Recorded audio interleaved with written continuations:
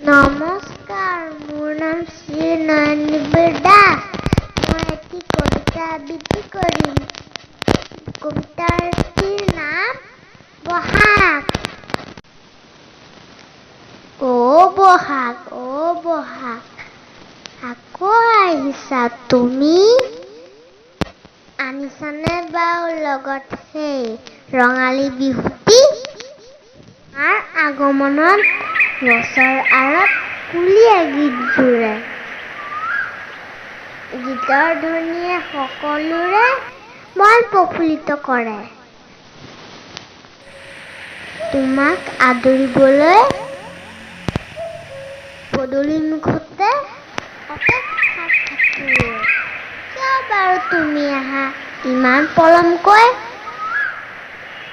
বছৰৰ মূৰত পুনৰ আহিছা আমাৰ মাজলৈ। বৰফুলৰ গামোচাৰে স্বাগতম জনাইছোঁ। নাযাবা আমাক এৰি থৈ। নমস্কাৰ।